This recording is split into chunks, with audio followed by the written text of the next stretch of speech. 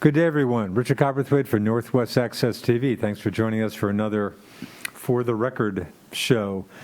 And happy to have some three guests this morning. The principal one, I guess, being Gary Taylor, the now former St. Albans Police Chief. Gary, good to see you. Thanks for the time. Good morning. Also joining us, Dominic Cloud, the St. Albans City Manager, and Kerry Johnson, the St. Albans Town Manager. So, Gary, I guess, a long career. Much of it's spent in St. Albans.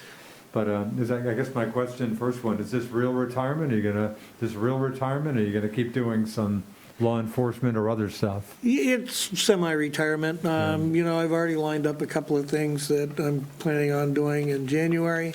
A little bit of consulting, administrative consulting. Yeah. I just recently wrote a book about a case that I was involved in back in 1981. I think I'll find ways to keep busy. Yeah, sounds like that hasn't been a problem for you as I think about it over the years, huh? Yeah, it never has been. Oh, there's plenty of stuff to do. Dominic, we should note I woke up, and again, I should note we're taping the show on Tuesday, December 15th. I woke up this morning as usual to headline news on WVMT, to the news that St. Albans has a new permanent police chief, Mr. Morris Mo Lamont, whose name was mispronounced this morning on radio, but anyway, that was just recent action, Monday night action by the City Council? Correct, yep. And again, the City Council, that was basically your appointment that the City Council goes along with? Is that the way that goes? Under the charter, the manager proposes, and the council has the option to accept or reject. Right. So and I'm hearing unanimous decision by the council to accept that? yeah, we ran a national search and had candidates from all over the country, made some efforts to reach out to non-traditional chiefs and put together a local panel of folks who interact with the department a lot, agencies, school representatives, somebody from the department. There were 5 of them, and Mo just really stood out and from the last 6 months with his performance as interim, and then in the interview process, he hit homers. So he was the unanimous choice by far. Interesting. Is this like X number of years? Is this like a 3-year contract? Can you talk about contract at all? No, most of our department head positions are not for a fixed term. Yeah.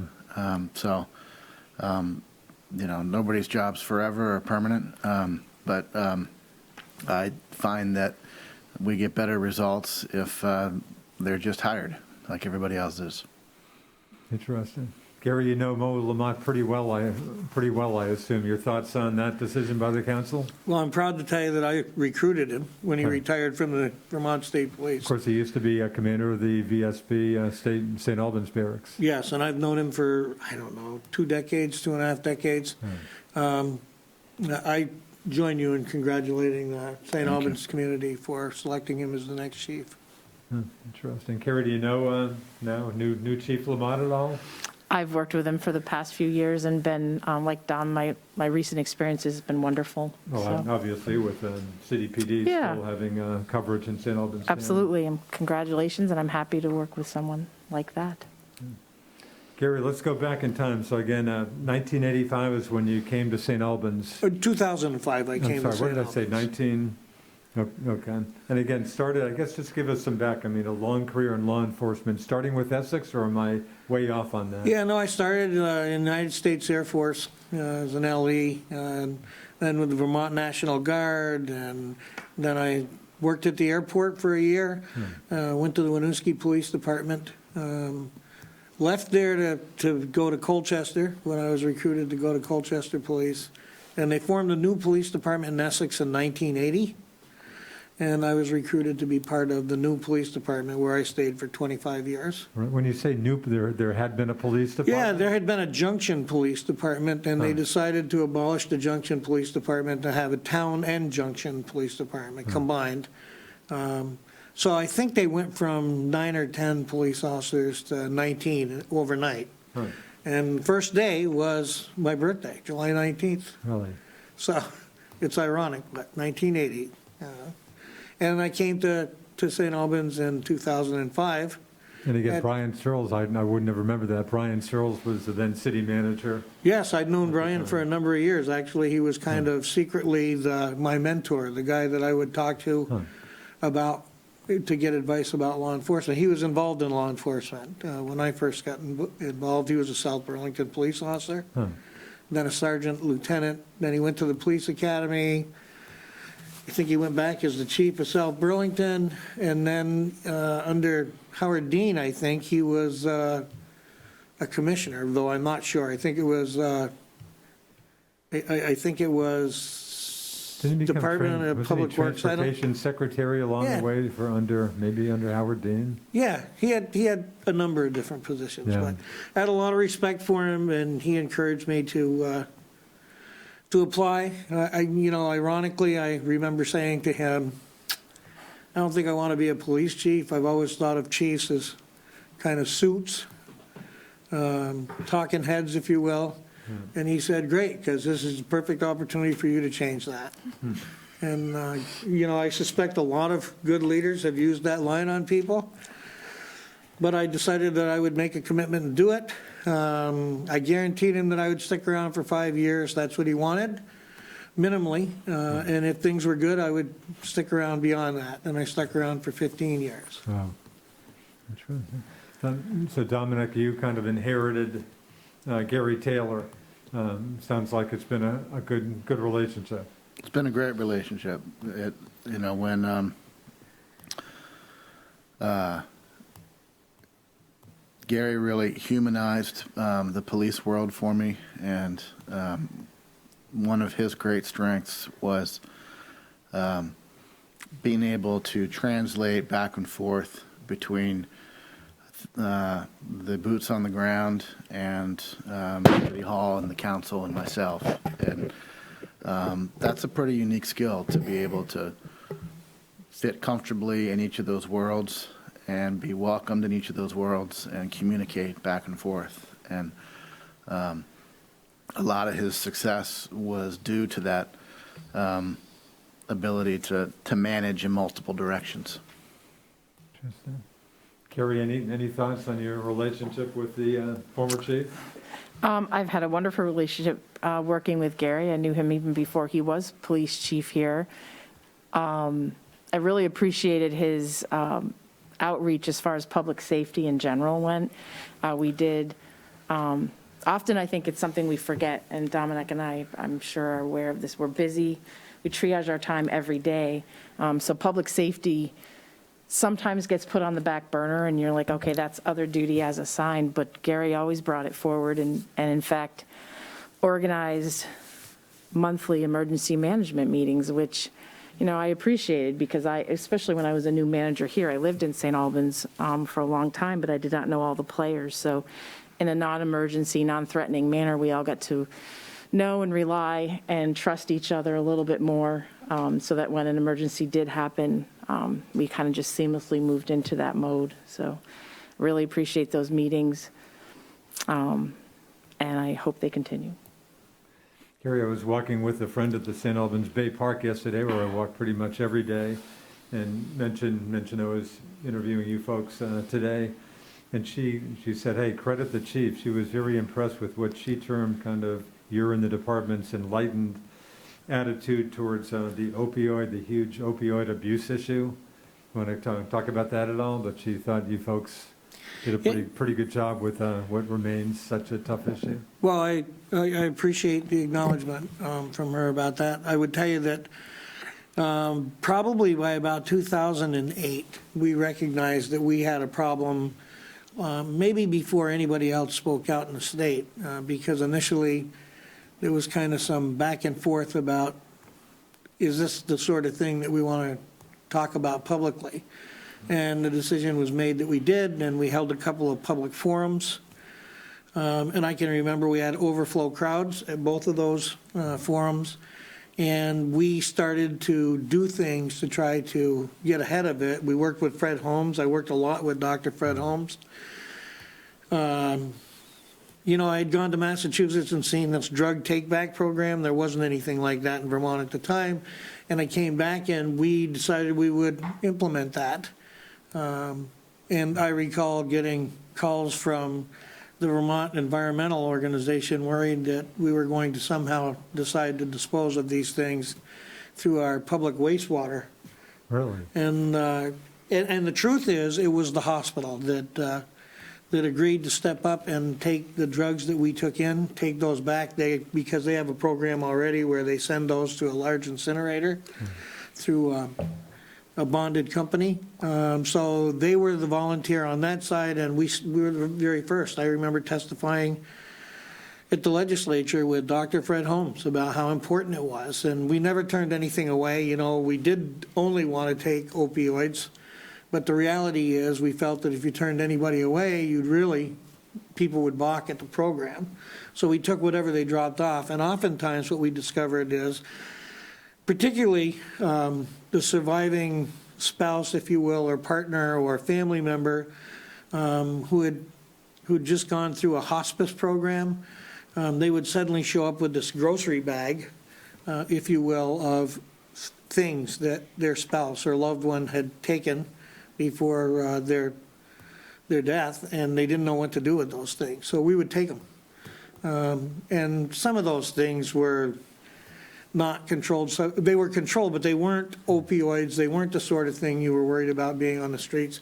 We also found that lots of people who had had surgeries over the course of time had just stockpiled or kept these old opioids around, and we were starting to see those drugs showing up with our kids on the streets. So we got rid of a lot of those, and the state of Vermont decided to follow the take-back program, and it's been really successful. I think the sheriff's department now picks up quarterly. It's a good program, but we did the public meetings, we did the drug take-back. I guess we stood up and cried wolf when we saw the wolf, and some people were pleased about that, and some not so much. But as a result of that, we were able to be on the front end of that and to work hand in hand with the medical community, the social services in the area, the mental health people. We really had a coalition working here in St. Albans before the rest of the state. Interesting. I guess one of the many concerns about the coronavirus situation is that with people not, just supposed to stay home, not move around as much, that there's been a lot of concern that folks with issues with opioid abuse just not getting the help they should be getting or whatever. It just sounds like that's been a kind of a story a little underwater a bit or something. I suspect that you're probably right. Yeah. I think we're going to learn a lot of things when people kind of come out of this hibernation period. I'm not so sure that drugs will supersede alcohol use. I think we're going to see that people had used different coping mechanisms, and some were healthy and some were not. Talking about giving credit, I think I've made this point on other shows, but going back to, I think when Marty Manahan was mayor, St. Albans had, I think correct me if I'm wrong, I think for a while the highest per capita crime rate in the state. I mean, it was getting some attention, and it would have been, to me, easy for a lot of communities to try to, just not get into that issue, just, kind of lay low as possible. But it seems like you folks went the other way with that. And I can remember Senator Patrick Leahy coming to town with, I think, about a Senate Judiciary subcommittee maybe. But, Yeah. You folks addressed that issue directly, and I certainly give you credit for that. I'm sure a lot of communities would have maybe tried to go the other way with that. But, I mean, you felt it was something, where you had a big issue and you might as well do what you can to deal with it. Well, my opinion has always been that the best way to lead is from the front. It's easy to tell other people what they need to do, or to go do this or go do that. It's not so easy when you say, follow me, this is what we're going to do. I like to think that I've been a follow me kind of leader my entire life. I wouldn't ask anybody to do something I wasn't willing to do. You're right, we had a congressional hearing right at City Hall in the auditorium or the gymnasium, which was fairly significant. Senator Leahy had taken his committee on the road to hear from and talk to people in real communities who are struggling with the issues. I was proud to be involved in that, although we did take some heat. I can recall a group that I won't name who didn't feel like it was in their best interest for us to be leading the charge on such a negative topic. And my position was that I had the support of City Hall, which is the council, the manager, and the mayor, and as long as I had that support, we were going to push forward, because the only way to get around this was to go through it. Yeah. Dominic, any thoughts before your time, correct, or am I? Right about that, right about that time. Right about So, yeah. my tenure began in 2008. Well, you've got to be one of the longest-serving municipal managers in the state at this point, I would guess. I'm getting there. Getting Yeah. there? Not quite, but so 2008, the issue was in full swing. I remember interviewing for the job, and that was one of the things we talked a lot about. And, this issue of, do you cover it up or do you talk about it, became very much front and center. That was a really pivotal time in the city's history. We were dying on the vine, right? Because you had the opiate epidemic, you had the plight of downtown, and all of the crumbling infrastructure. And so that question of, do we put our head in the sand and just hope that it somehow gets better, or do we turn and confront it? That transcended all the discussions. And so, but yeah, absolutely. That was one of the first times that we got onto the front pages, so to speak, was when Senator Leahy came. It was interesting then, at what there was sort of a round two of that question, do we talk about it, when Governor Shumlin then put opiates front and center in his address. And I would say that was 4 years after Senator Leahy came. We had gotten really serious about confronting the epidemic, and had done a lot to strengthen our police department. And then and we began to bend the curve substantially. The crime rate started dropping. And then all of a sudden, we were back on the front page again when the governor sort of reignited the issue. That's a good, I hadn't thought about that for a while, but yeah, Governor Shumlin, his State of the State address gave a huge amount of attention to that. That was a big topic. Yeah, for sure. And we had felt like we had got our arms around it. And I remember interviewing meeting with writers from Rolling Stone and Really? national news outlets. But one of the things that, when I think of the chief's tenure, that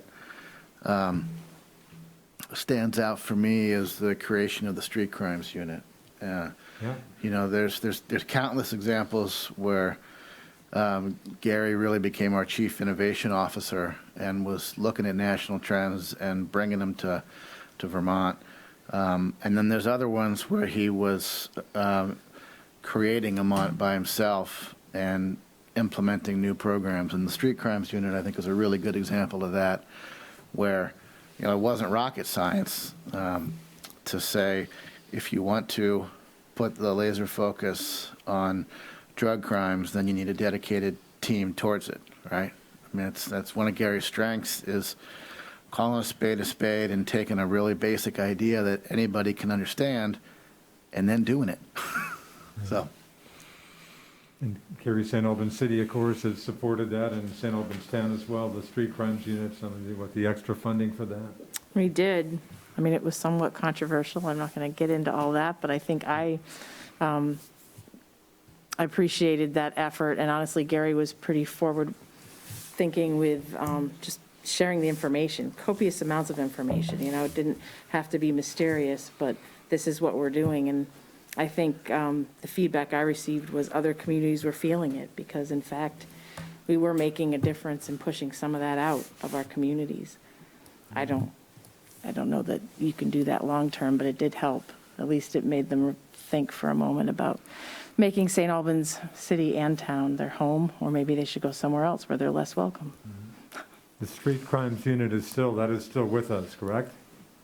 Still with us through the remainder of this fiscal year. Okay, not clear of its, whether it continues after that? Yeah, we haven't, that discussion's coming in January. Okay, when you're dealing with budget and all. Yeah.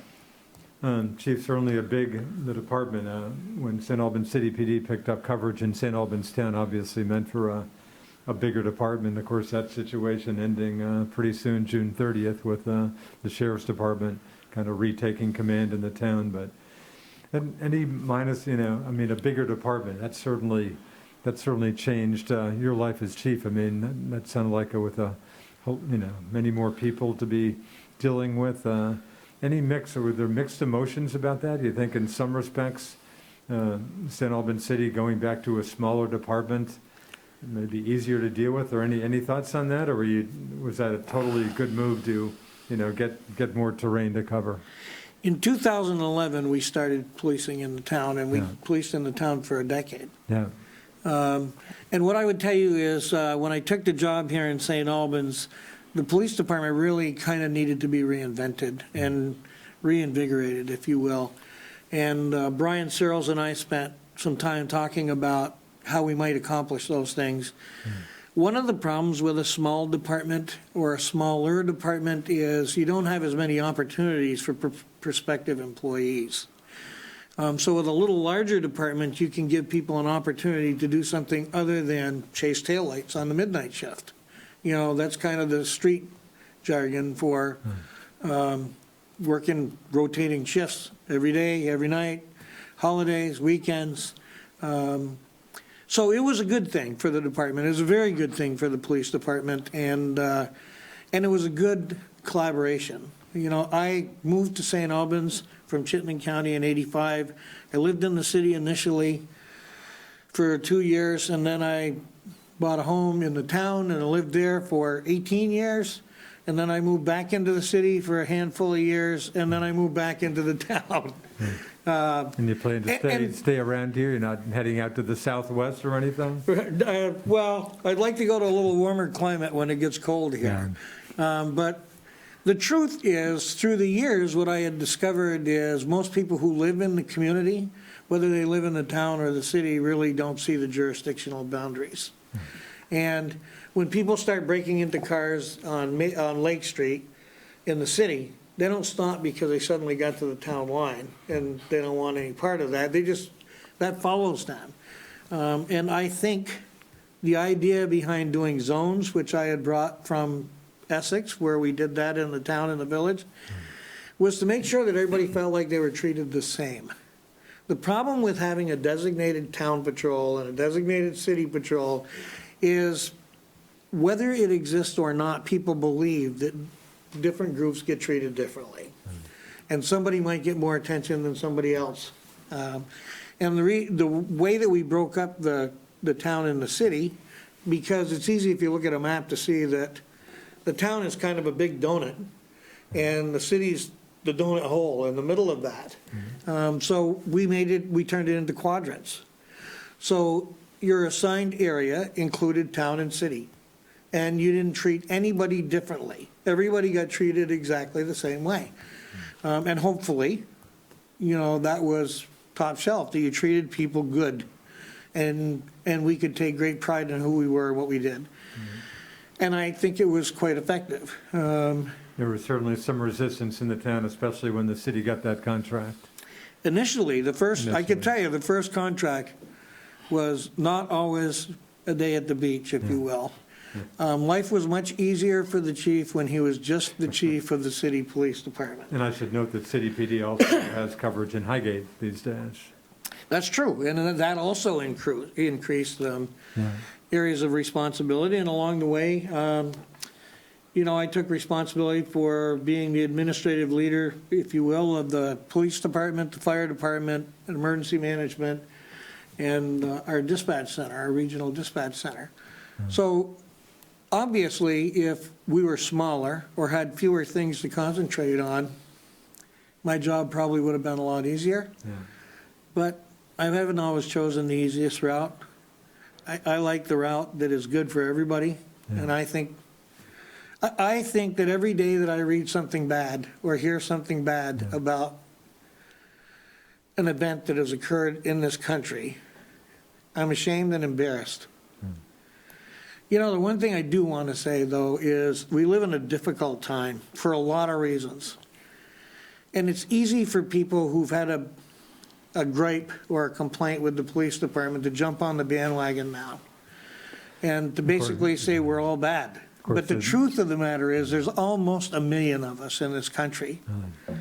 And for the most part, we are very honest, dedicated professionals. And the people that I work with or worked with through my career weren't always perfect. And it was our job to route the bad ones out of that.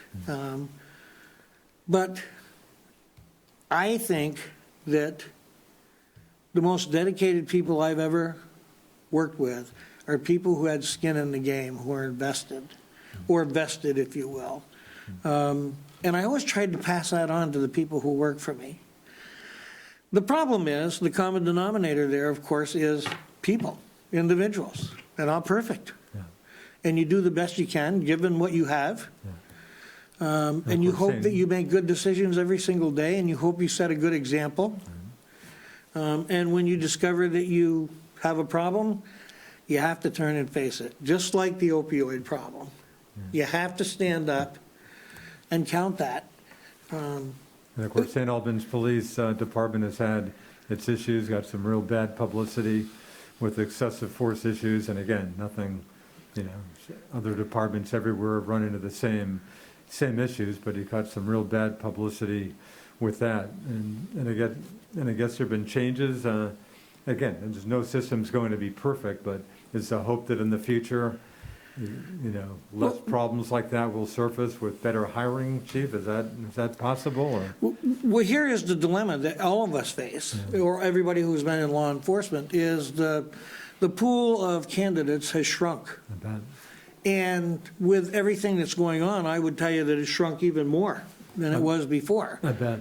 And there is only so much you can do. The reality is it takes a lot to get hired as a police officer in the state of Vermont. After you make application and your application gets looked at, you're going to get interviewed. And then even if you get interviewed and somebody decides to push you on to the next level, there's going to have to be a polygraph exam, a psychological exam, a written academy exam, a physical academy exam, and a polygraph exam.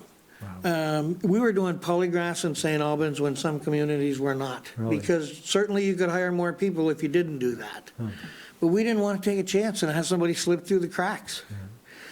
And even after that, and they were hired, they had to go to the part-time police academy, which was followed by being assigned to a training officer, a full-time training officer, and that was followed by the full-time academy, which is, in reality, 19 weeks, because you go for 17 weeks and, 16 weeks and 3 weeks of post-basic. And you spend 4 months with a training officer. So those are the things that are really important to say about modern law enforcement. There's no perfect system. If somebody's got a better idea, I'd love to hear it. And I think that anybody with an open mind would recognize that maybe we do need to rethink how we hire people or where we recruit those people from. But having people is not really the solution, because then you have to manage those people. The analogy I recently made to a friend of mine was, if you had 4 kids and the youngest of those kids was an infant and the baby was colicky, you wouldn't throw all 4 kids out because one of them wasn't what you wanted. You'd find a way to address the problem with the colicky baby, wouldn't you? And I think that's what's being lost. The oversight that's occurring in this country right now is, one bad apple, let's throw the whole barrel out. Right. Why don't we just pick the bad apples out of the barrel? And take responsibility for the fact that they work in communities all across this country. And it's everybody's job, the police chief, everybody's job, to rout out people who shouldn't have a badge and a gun.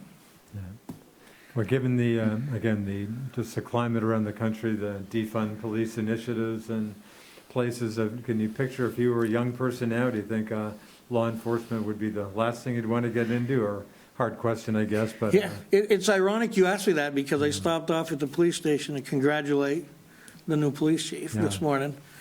And I said, you got a big job ahead of you because you can't win. No matter what you do, you're going to be questioned. And he talked about recruiting and candidates. And I think that if I were a young person today, I would look at this career field and think, I don't think so. I don't think so. I think I'll do something else, which is unfortunate. But back to the town and the city, I think that I took great pride in who we were and what we did for both communities. And I like to believe that the majority of the people who work for me took great pride in that and delivered a quality product every single day.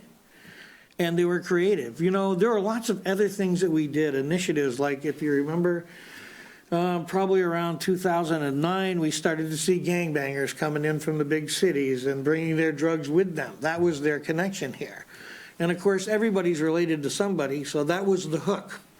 And what they could buy in New York City for $4, they could sell in St. Albans for $30. That's just a fact of life. And we started a program to address that. We actually brought an officer on and got him trained in gang, anti-gang training and certification. We had a graffiti program to get out there and clean up the graffiti using that broken windows theory. We did that. One of the things I'm really proud of is a program we created that got adopted by the state of Vermont for safe schools. There is so much going on in the world that if we can just think out of the box a little bit, each and every one of us, we can probably be innovative in our approaches to how we solve some of the problems. I'm a lifelong Vermont resident, and I have family and relatives spread all over this county, all over the state. And I want my cousins and aunts and uncles, I want them all to be treated well and respectfully. At the same time, I don't want them to be afraid of going out of their house because there's no police. That just seems like a ridiculous either or. There's got to be some place in the middle. Kerry mentioned some resistance when City PD got the contract in the town. Definitely, as the chief said, some tough going for a while. But again, almost a decade. It sounds like it's been a pretty good run. Certainly in my interviews with select board members, it sounds like it's gone pretty well. And I guess, of course, the town's going back to the sheriff's department July 1st. Sounds like that was just pretty much a money issue. So I mean, I would concur with that. There's multiple parts of that statement, but that I enjoyed working with Gary the last 10 years. It did start out a little rough. I think there was resistance and a difference of opinion initially, but then it died down. People were actually coming forward with compliments of the service, which is unusual because, as we all know, we don't usually get positive feedback either in the PD or in municipal arenas, but it went well, and it's still going well. I'm grateful for the police officers that do that job, and sometimes I'm sure it feels thankless. And right now, we did go out to bid recently, interviewed both entities, and as far as I can tell, it's a fairly peaceful change. The first time it wasn't, 2011-12, it didn't feel peaceful. Of course, Roger Langevin, the Franklin County Sheriff, a former St. Albans City police officer. Yeah, so we're going to do that, make that change in July, but we're still all one community, so it's not like we're leaving the state. So I hope that we work pretty well with the city PD. Like Gary said, even some people that live in either community are not necessarily aware of the border. Sure. I mean, how pretty many porous. people, do you run into anybody, if you ask anybody, if somebody where they're from, if they're a St. Albans person, how many people would say, I live in St. Albans City, I live in St. Correct. Albans Town? I suspect most of the time you're going to get St. Albans. They do. Yeah, they do comment, many people. But I mean, I've been in Franklin County now for almost over 3 decades. So it's people that live here that say city or town. Other than that, they just know you're from St. Albans or just north of Burlington. You live in Vermont? Yes, north of Burlington, and we eat kale, you know that. But yeah, we enjoy that relationship, and it went really well, I think. It doesn't seem like 10 years. I guess I've been doing this a little too long. Seems like it just had the changeover. But. Dominic, maybe not the worst thing in the world to have a smaller police department coming up, especially as of July 1st? Again, when Sheriff's Department takes over, or, I mean, I guess you were disappointed. You would have liked to have continued the contract with the town, I assume? Yeah, I find the more things change, the more things stay the same. Yeah. It was pretty disappointing, candidly. And one of the challenges that we had during that decade was hiring. We spent, during most of that time, Chief, correct me if you think differently, but I feel like pretty much every year we hired 3 or 4 new officers, and we lost 3 or 4 new officers. Yeah. Not usually the same 3 or 4, but sometimes. And when we expanded into the town, we added 3 or 4 officers. And so on some level, we spent the whole 10 years chasing that and trying to stabilize. And so Gary and I had the same vision of building a robust regional police department that was of scale so that you could offer professional opportunities to the officers and be a larger organization so that you're just not serving as a training ground for other communities. That's a real issue, right? But, I mean, candidly, there is a real difference between the city and town. And I spent 10 years trying to erase that line, but in the last year, I've really gotten the memo. Stay out of the town. And I intend to do so. So, the voters were clear on the pool vote. Select board was clear on the city vote. That's what it is. The city's going to focus on the city. The town's making a lot of moves to distinguish themselves and really achieve some the city's had a great run, and I think the town is pretty determined to have some success in the town as well and focus on the town. We wish them all the luck, all the best, but I don't see us going back into the town. So that's not my call, but you'd have to strong arm me to have it come back together again because of what, you can't build a police department overnight. And when you take $1 million out of a $4 million organization, it has a huge impact. I'm not going through it again. Is that right? So if you're city manager, you wouldn't even recommend the city going after the town contract when it comes up next time? I can't support it. I mean, that's a long way off, right? And it's not my call.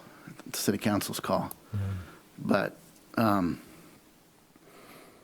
it's like going through a divorce, right? Once you're divorced, it's been brutal to figure out how we restructure. And I respect the right of the town to go their own way. But I'm not going to come crawling back. I think where they've decided to go is a better fit for them. I shouldn't characterize it. I told you I got the memo. I'm staying out of the town, and here I am talking about it. But for us, I think the only way to do it is to do it not in a contractual arrangement, but to do it as a district, as a governmental entity. I think that has a lot of legs. I would look at that. But I don't see that happening either. So, Carrie, I hear some kind of loose talk once in a while from some folks in the town about the town at some point maybe having its own police department. Doesn't sound like it's kind of loose talk. Again, you've got Sheriff's Department coming in July 1st, but there is some talk about that, or does that not seem like real serious talk at this point? There's very little talk about Very that. I little. mean, I can't pretend to know exactly what it's like to do what Dominic just described, but we Yeah. know that it's a colossal undertaking, and not without its huge financial risks. Sure. So it did not seem like a good idea Yeah, for us. It was not explored in any detail, frankly. right, People do throw that out there, but that's without knowing that, sure. I mean, we did get a consultant way back in 2012, who was a former chief. And he gave the select board at that time a couple estimates that abruptly stopped that conversation. So don't Because- look for St. Albans Town PD anytime soon. I don't think so. It's definitely not the least expensive option, and it's also administratively a lot of work. So this is a good fit for us right now, we believe, moving forward. And it's a 3-year contract with 2-year extensions. So like Dominic said, that's quite a ways away. Who knows what policing looks like in 5 years, but we're not going to initiate our own department anytime soon. Yeah. Chief was kind of lost in the shuffle, not to you, obviously, because you were the fire chief for years in addition to the police chief, but to the public, I think a lot of people, I mean, I would ask the question every once in a while during shows, but talk about your fire chief hat, which I'm sure I've asked you before. Was that taking up, I don't know, a third or quarter of the time? I mean, that was a not insignificant job, obviously. At different times, depending on what the issues were, it Yeah. took up most of my time. You know, Really? if you take a look at the fire department, that's another organization. The city fire department has been completely revitalized, rebuilt. And you down, know. and certainly downsized. I would tell you that in terms it's of downsized paid from a employees. full-time paid fire department. It's not downsized in personnel. Okay. So there were only, I think, 12 or 13 full-time firemen and a chief. And if you divide that up to try to cover 168 hours a week, which is a full week, and you understand that each person's only going to work 4 hours, 40 hours, I'm sorry, you can only, it takes 4.2 to put somebody in a chair for 24 hours a day, 7 days a week, just to cover the 168 hours. So generally, your shifts, you would run with 3 or 4 firemen on a shift. And it's true that initially you have more people on the ready in the truck. But I think that the city has gotten better response, quite honestly, because I never referred to the fire department as a volunteer fire department once we rebuilt it.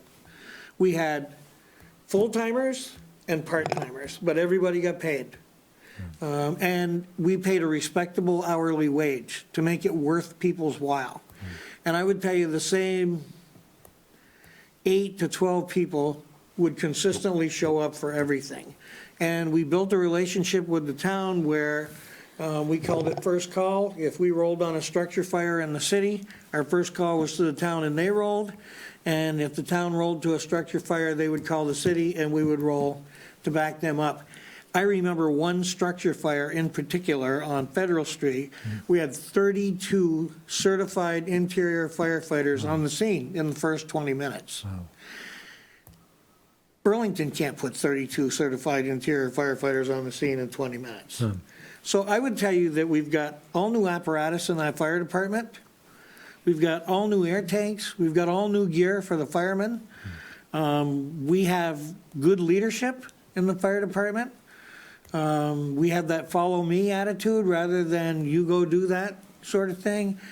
I think the city's better served by this fire department that exists today than when I took over. And I would like to add in here that you can't forget emergency management, which has always been the bastard child of the fire chief in any given community, because nobody knew who should be the emergency management director. And you were that director. Yeah, I was that director. I had some experience. I've been to plane crashes and helicopter crashes, to the Amtrak crash. Boy, I remember that Williston. myself.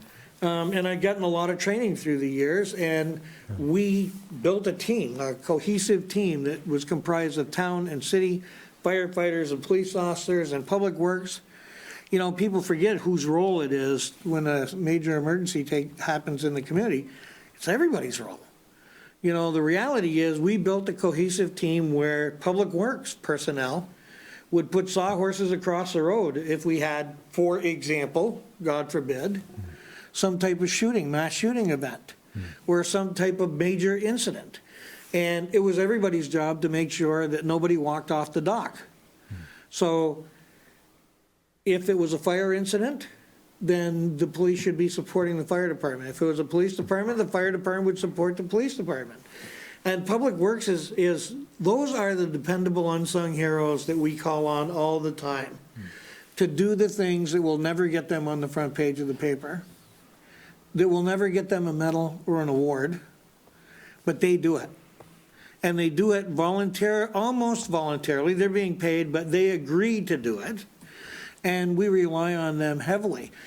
Just the administrative part, the town managers, you know, the finance people. It takes a lot of people if there's a major incident or emergency in the community, whether it's flooding, and you've got propane tanks floating in the lake, or whether it's a block fire in the city. It takes a lot of people to manage that.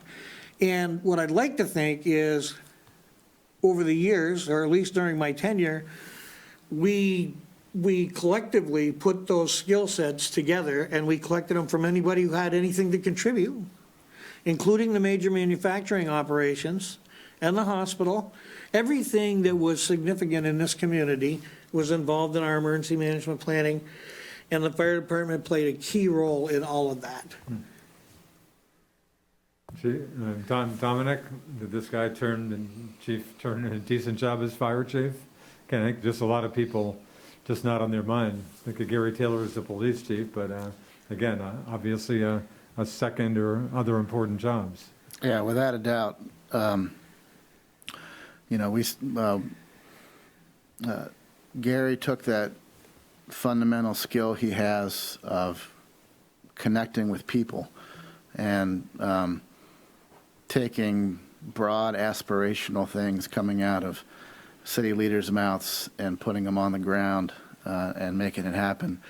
And nowhere was that on more display than with the fire department. You know, there's a handful of things you're never supposed to do as a city manager. At the top of that list is getting a fight with the city clerk, but a close second is getting a fight with the fire department, right? And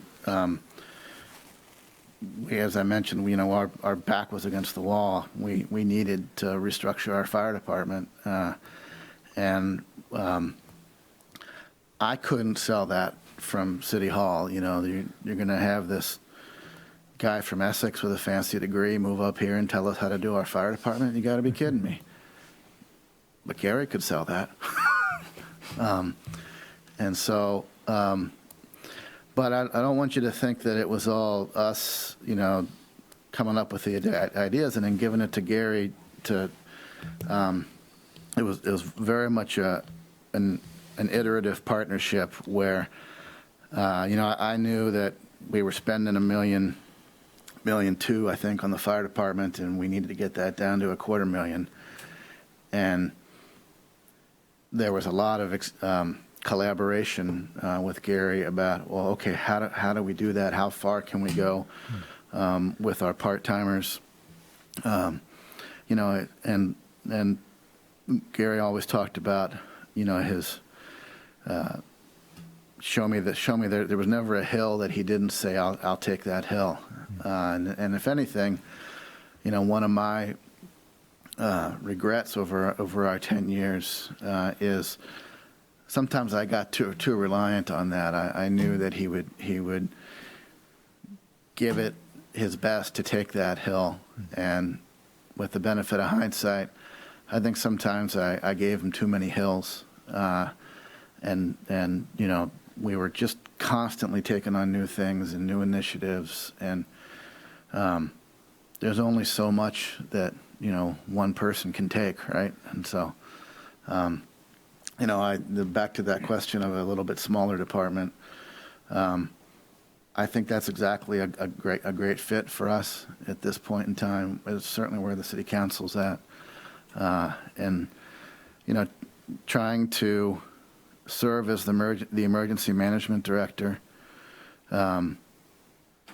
which means you got both communities. You know, when COVID happens, that's everything for both communities, and lead the fire department, and grow a regional dispatch center, and grow a regional fire department, a regional police department, and do so where you've got one community in the town saying we want to see those cruisers out and about all the time, and another in the city saying we want to see you walking all the time, and have you thought about horseback?